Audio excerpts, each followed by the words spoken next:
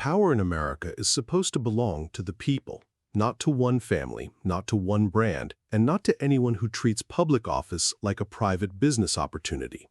But the Trump era forced the country to ask an uncomfortable question. What happens when the line between presidency, profit, and personal loyalty disappears? Long before the White House, Donald Trump built an image around wealth, deals, and winning.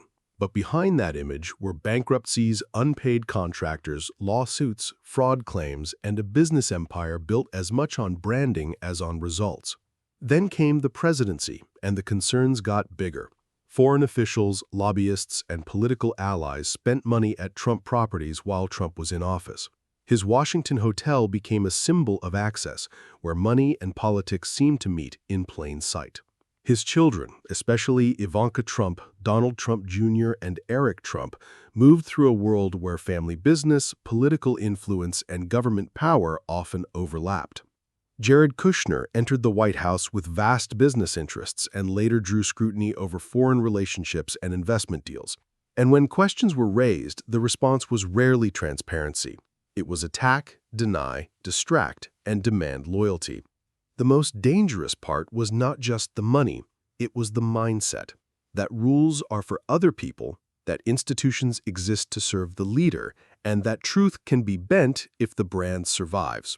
From pressure on officials to attempts to overturn the 2020 election to the handling of classified documents, the pattern was consistent. Personal interest first, public duty second.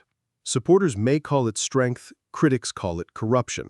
But every citizen should care when a president's family benefits from proximity to power, when accountability is treated like persecution, and when public service starts looking like a family enterprise.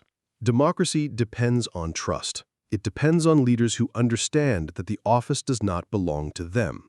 It belongs to us. And no family, no matter how famous, rich, or powerful, should ever be allowed to turn the presidency into a private kingdom.